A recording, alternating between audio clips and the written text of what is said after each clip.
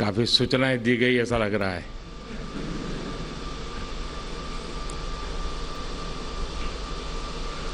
आप सबको नमस्कार। कार्यक्रम में हमारे साथ उपस्थित यूपी के मुख्यमंत्री योगी आदित्यनाथ जी, डॉक्टर के राधाकृष्णन जी, प्रोफेसर अभय करंदीकर जी, आईआईटी कानपुर के प्रोफेसर्स, सभी स्टूडेंट्स, अन्य महानुभाव और इस ऐतिहासिक संस्थान से डिग्री प्राप्त कर रहे हैं, सम्मानित हो रहे हैं अन्य सभी वरिष्ठ महानुभाव। आज कानपुर के लिए दोहरी खुशी का दिन है। आज एक तरफ कानपुर को मेट्रो जैसी सुविधा मिल रही है, वहीं दूसरी ओर आईआईटी कानपुर से टेक्नोलॉजी की दुनिया को आप जैसे अनमोल उपहार भी मिल रहे हैं।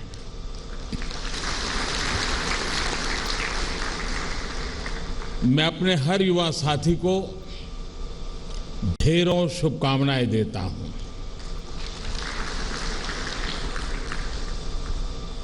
आज जिन स्टूडेंट्स को सम्मान मिला है उन्हें भी बहुत बहुत बधाई। आप आज जहां पहुंचे हैं, आपने जो योग्यता हासिल की है, उसके पीछे आपके माता पिता, आपके परिवार के लोग, आपके टीचर्स, आपके प्रोफेसर्स, ऐसे अनगिनत लोग होंगे।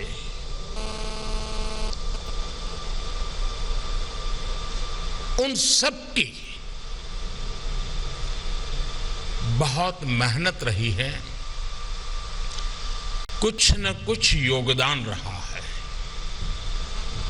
मैं आज आपके जीवन को घड़ने में जिन जिन का योगदान रहा है, मैं उन सभी का भी, विशेष करके आपके माता पिता का हृदय से अभिनंदन करता हूं।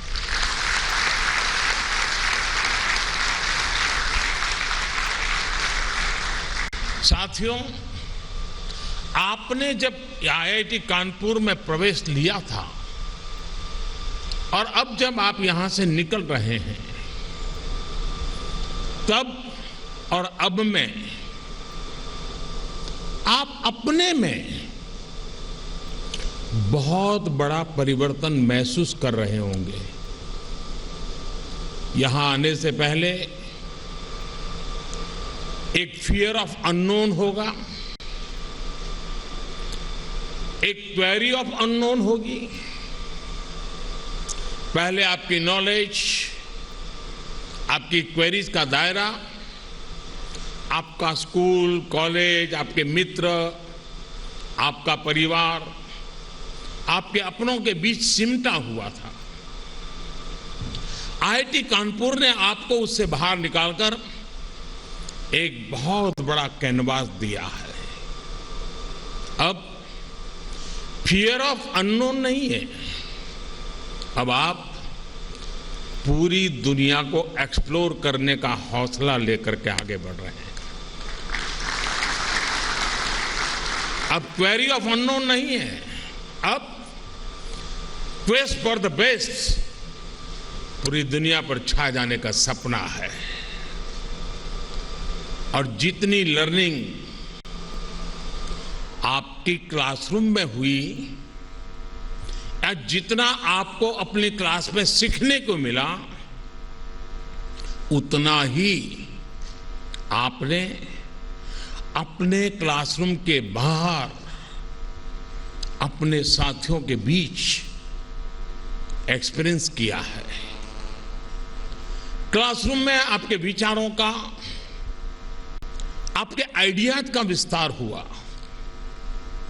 क्लासरूम के बाहर आपके व्यक्तित्व का विस्तार हुआ, आपकी पर्सनालिटी विकसित हुई है। आपने आईआईटी कानपुर में जो अर्जित किया, जो विचार समृद्ध हुए, वो एक ऐसी मजबूत फाउंडेशन है, फोर्स है, जिसकी शक्ति से आप जहां भी जाएंगे वहां कुछ नया करेंगे, अनोखा करेंगे, कुछ वैल्यू एडिशन करेंगे। आपकी आज की ट्रेनिंग, आपकी स्किल, आपकी नॉलेज, आपका ज्ञान निश्चित तौर पर आपको प्रैक्टिकल वर्ल्ड में मजबूती से जगह बनाने में बहुत मदद करेगा। लेकिन यहां आपका जो व्यक्तित्व विकसित हुआ है, वो आपको ऐसी ताकत देगा जिससे आप सोसाइटी एज अ होल उसका भला करेंगे, अपने समाज, अपने देश को एक नया सामर्थ्य देंगे। साथियों, आपने यहां आईआईटी की भव्य लीगेसी के हिस्टोरिकल पीरियड को जिया है। आपने विविधताओं से भरे भारत के वैभव के साथ वर्तमान को जिया है। भव्य लीगेसी और वाइब्रेंट प्रेजेंट, इन दो पिलर्स पर, इन दो पटरियों पर आज आप अपने उज्जवल भविष्य की यात्रा शुरू कर रहे हैं। ये यात्रा शुभ हो, देश के लिए सफलताओं से भरी हो। आज जब आपके बीच हूं तो मैं यही कहूंगा, मेरी आप सबसे यही कामना रहेगी। साथियों, इस साल भारत ने अपनी आजादी के 75वें वर्ष में प्रवेश किया है। हम सभी अमृत महोत्सव मना रहे हैं। आपने जहेज शहर में अपनी डिग्री पाई है। उस कानपुर का अपना शानदार इतिहास रहा है। कानपुर भारत के उन कुछ चुनिंदा शहरों में से हैं जो इतना डाइवर्स है। सत्ती चौरा घाट से लेकर मदारी पासी तक, नाना साहब से लेकर बटुकेश्वर दत्त तक, जब इस शहर की सैर करते हैं तो ऐसा लगता है जैसे हम स्वतंत्र संग्राम के बलिदानों के गौरव की, उस गौरवशाली अतीत की सैर कर रहे हैं। इन स्मृतियों के बीच आप सभी पर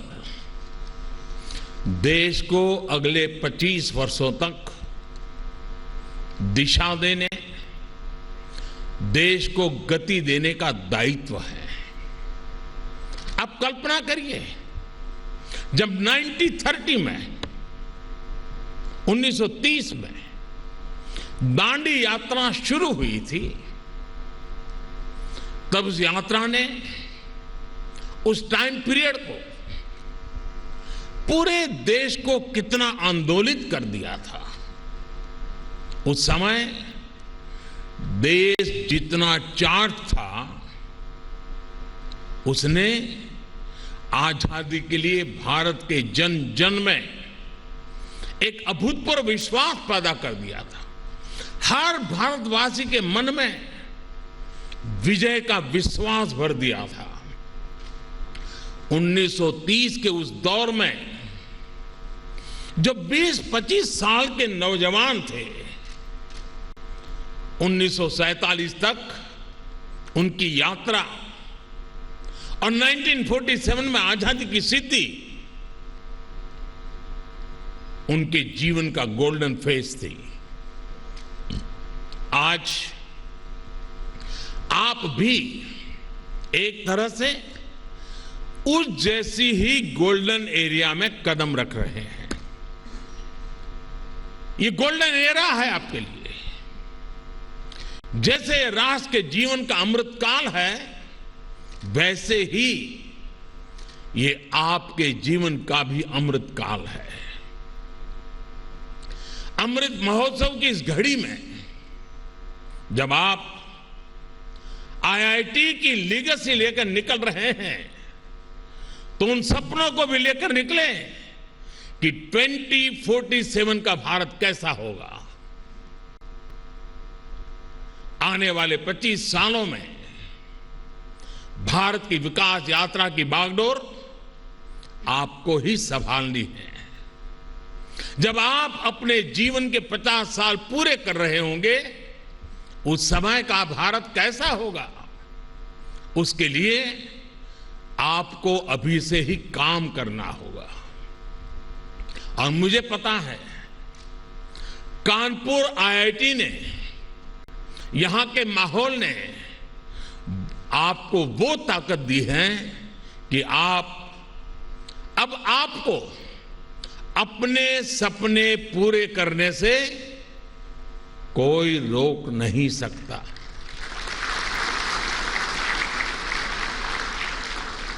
ये दौर, ये 21वीं सदी पूरी तरह टेक्नोलॉजी ड्रिवन है। इस दशक में भी टेक्नोलॉजी अलग अलग क्षेत्रों में अपना दबदबा और बढ़ाने वाली है। बिना टेक्नोलॉजी के जीवन अब एक तरह से अधूरा ही होगा। ये जीवन और टेक्नोलॉजी की स्पर्धा का युग है और मुझे विश्वास है कि इसमें आप जरूर आगे निकलेंगे।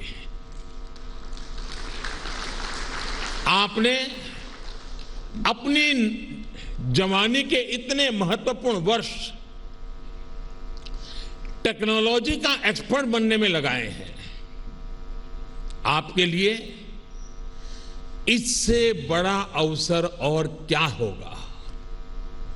आपके पास तो भारत के साथ ही पूरे विश्व में टेक्नोलॉजी के क्षेत्र में योगदान करने का बहुत बड़ा अवसर है।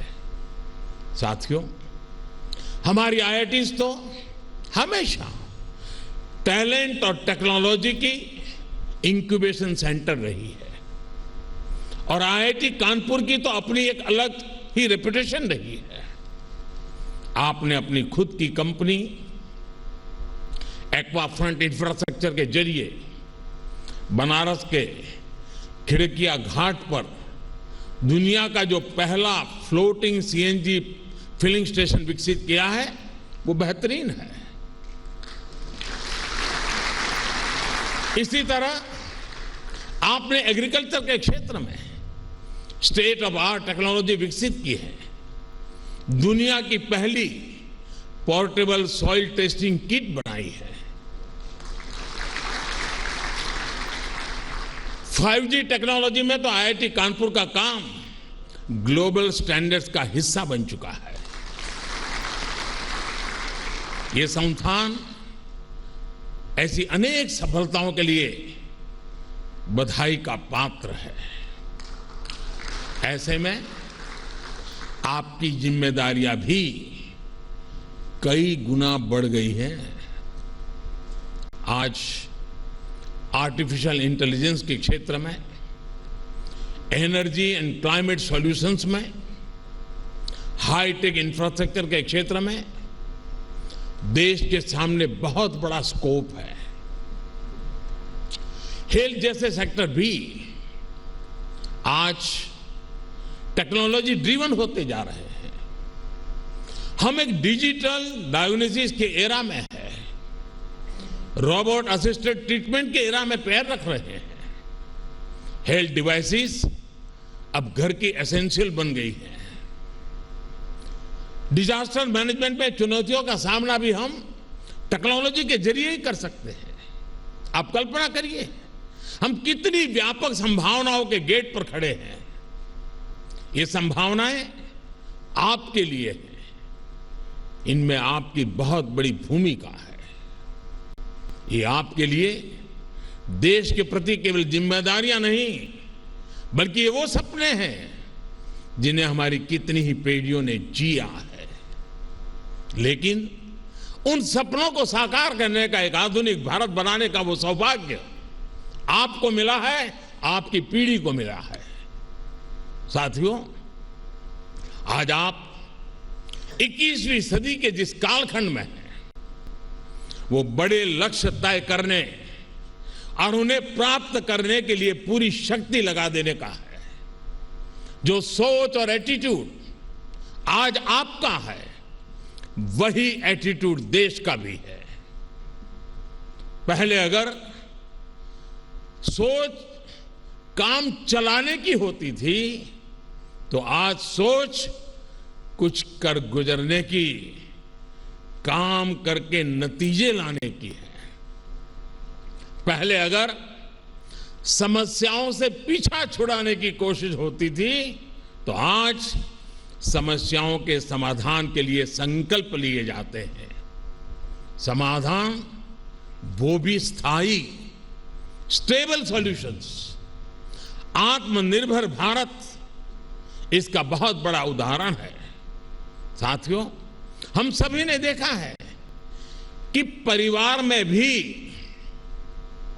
जब कोई 20-22 साल का हो जाता है, तो घर के बड़े बुजुर्ग बार बार सुनाते हैं कि अब समय आ गया है, अपने पैरों पर खड़े हो जाओ। और मुझे पक्का विश्वास है, आप जब यहां से घर अब जाओगे जरा मिलने के लिए माता पिता को, तो पहला यही सुनोगे कि भाई अब मेरा काम पूरा हो गया, अब अपने पैरों पर खड़े हो जाना। हर माँ बाप यही कहने वाले हैं, और अगर देर कर दी तो बार बार सुनने को मिलेगा। घर के बड़े बुजुर्ग, माता पिता ऐसा इसलिए करते हैं ताकि आप आत्मनिर्भर बने, आप अपने सामर्थ्य को पहचाने, आप सपने देखें, उनको संकल्प में परिवर्तित करें और जी जान से उसे सिद्ध करके रहें।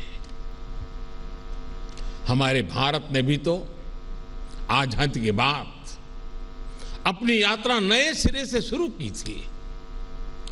जब देश की आजादी को 25 साल हुए, तब तक हमें भी अपने पैरों पर खड़ा होने के लिए बहुत कुछ कर लेना चाहिए था। तब से लेकर अब तक बहुत देर हो चुकी है। देश बहुत समय गंवा चुका है। बीच में 2 पीढ़ियां चली गई, इसलिए हमें 2 पल भी नहीं गंवाना है। साथियों, मेरी बातों में आपको अधीरता नजर आ रही है, और बहुत स्वाभाविक है कि आपको अधीरता लगती भी होगी। लेकिन मैं चाहता हूं, और जब आज कानपुर की धरती पर आपके बीच में आया हूं, तो मेरा मन करता है आप भी इसी तरह आत्मनिर्भर भारत के लिए अधीर बने। आत्मनिर्भर भारत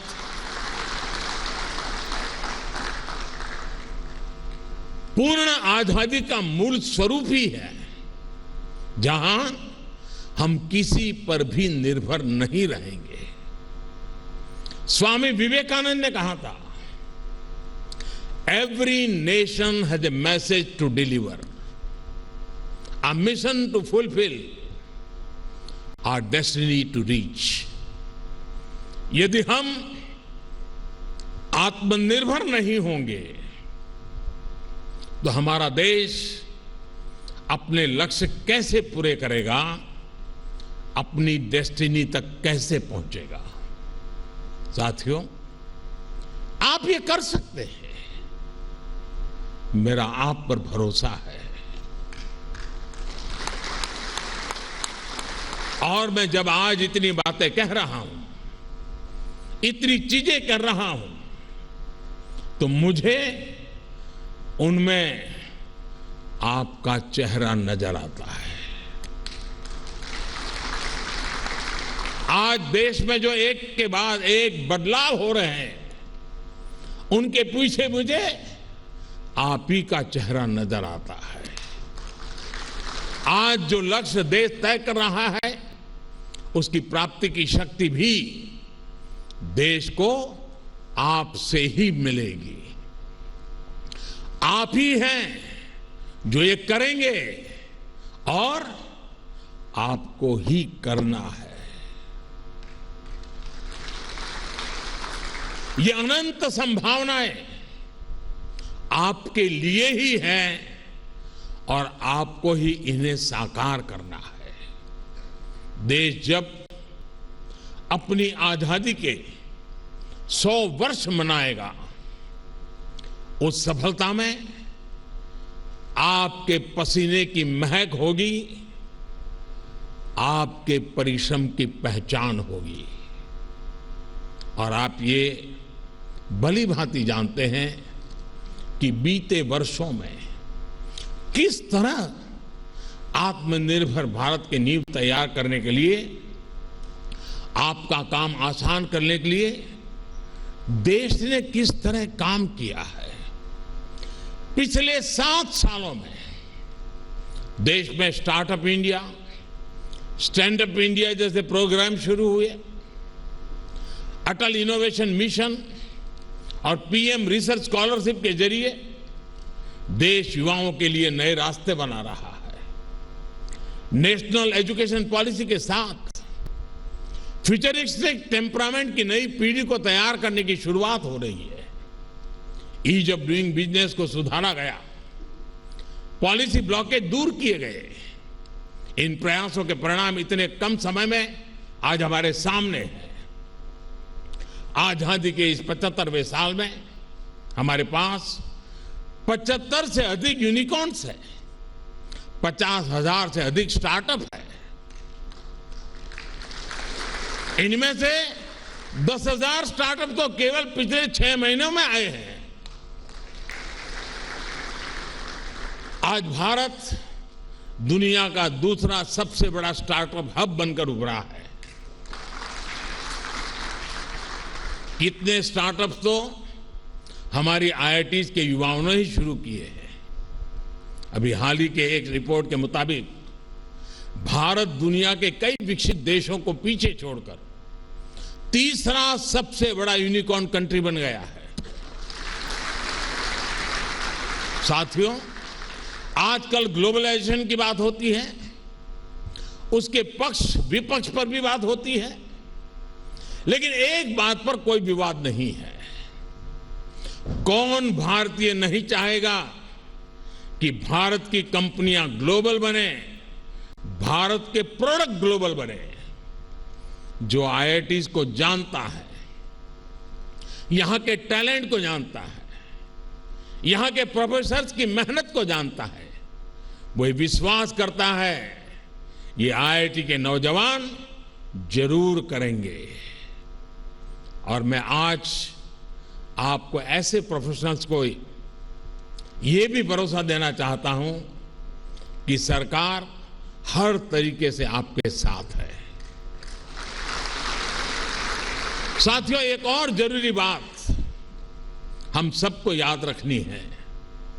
आज से शुरू हुई यात्रा में आपको सहूलियत के लिए शॉर्टकट भी बहुत लोग बताएंगे, लेकिन मेरी सलाह होगी कि आप कंफर्ट और चैलेंज में अगर चुनना है तो मैं आग्रह करूंगा, कंफर्ट मत चुनना, चैलेंज जरूर चुनना। क्योंकि आप चाहें या न चाहें, जीवन में चुनौतियां आनी ही है। जो लोग उनसे भागते हैं वो उनका शिकार बन जाते हैं। But if you are looking for challenges, you are the hunter and the challenge is the hunted. इसलिए आपको एक ऐसा इंसान बनना है जो प्रॉब्लम्स को तलाशता है और अपने मुताबिक, अपनी चॉइस से उनको ये सॉल्यूशंस निकालता है। फ्रेंड्स, आप सभी स्टूडेंट्स आईआईटी के फाइनेस्ट टेक माइंड्स हैं। You all eat, drink, breathe technology. आप लगातार इनोवेशन में ही लगे रहते हैं। फिर भी इन सब के बीच मेरा आपसे एक आग्रह भी है। टेक्नोलॉजी की अपनी ताकत होती है, उसमें कोई बुराई नहीं, और ये आपका पैशन भी है। लेकिन टेक्नोलॉजी की दुनिया में रहते हुए आप ह्यूमन एलिमेंट्स ऑफ लाइफ को कभी मत भूलिएगा। आप अपने स्वयं के रोबोट वर्जन कभी नहीं बनिएगा। आप अपनी मानवीय संवेदनाओं, अपनी कल्पनाओं, अपनी क्रिएटिविटी और क्यूरियोसिटी को हमेशा जिंदा रखिए। अपने जीवन में उन चीजों को भी महत्व दीजिएगा जो जरूरी नहीं कि हमें टेक्नोलॉजी की मदद से ही मिलती हो। आप इंटरनेट ऑफ थिंग्स पर जरूर काम करिएगा, लेकिन इमोशन ऑफ थिंग्स को भूल मत जाइएगा। आप आर्टिफिशियल इंटेलिजेंस के बारे में जरूर सोचिएगा, लेकिन ह्यूमन इंटेलिजेंस को भी याद रखिएगा। आप कोडिंग करते रहिएगा, लेकिन लोगों के साथ अपना कनेक्ट भी बनाए रखिएगा। अलग अलग लोगों से, अलग अलग कल्चर के लोगों से आपका जुड़ाव आपके व्यक्तित्व की ताकत ही बढ़ाएगा।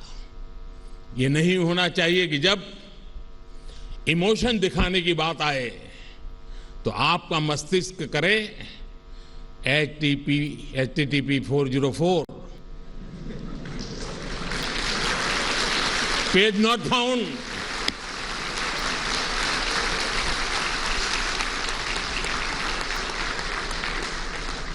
जब बात शेयरिंग की हो, शेयरिंग ऑफ जॉय और काइंडनेस की हो, तो कभी कोई पासवर्ड नहीं रखिएगा। खुले दिल से लाइफ को एंजॉय करिएगा।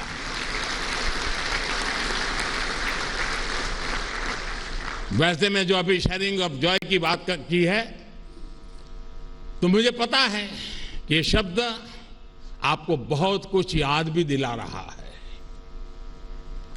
सागर ढाबा,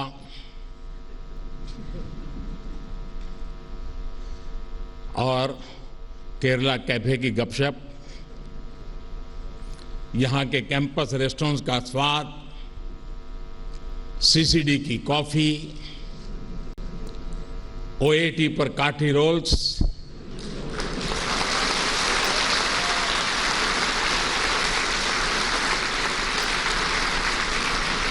और एमटी पर चाय और जलेबी,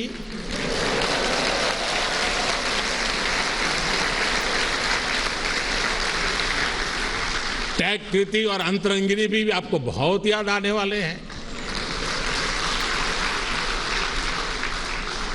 जीवन इसी का नाम है। जगह बदलती है, लोग मिलते हैं, बिछड़ते हैं, लेकिन जीवन चलता रहता है। इसी को कहते हैं चरैवेति, चरैवेति, चरैवेति। मैं अभी देख रहा हूं कि कई सारे स्टूडेंट्स दूसरे लेक्चर हॉल में भी हमारे साथ जुड़े हुए हैं। कोरोना प्रोटोकॉल की वजह से वो वहीं से मुझे सुन रहे हैं।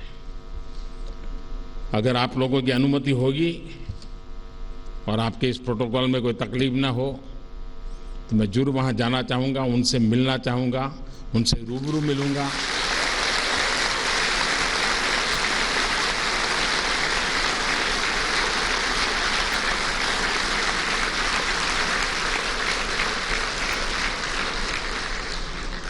आप अपने कैरियर में सफल हो, आपकी सफलता देश की सफलता बने, इसी कामना के साथ मैं अपनी बात समाप्त करता हूं। आप सभी को एक बार फिर बहुत बहुत शुभकामनाएं देता हूं। बहुत बहुत धन्यवाद।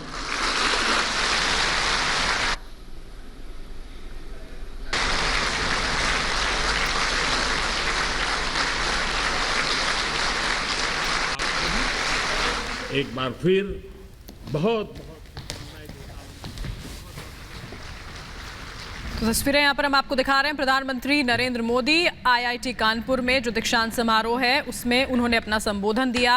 छात्रों से संवाद करते हुए जीवन के मूल मंत्र साझा करते हुए एक तरह से नजर आए और बताया छात्रों को कि बहुत वक्त ऐसा है जो बीत चुका है और अब आपको इस बात का ध्यान रखना होगा कि 2 पीढ़ियां चली गई हैं, 2 पल भी अब हमें नहीं गंवाने हैं। प्रधानमंत्री कानपुर में मौजूद हैं इस वक्त। आईआईटी कानपुर में दीक्षांत समारोह जो था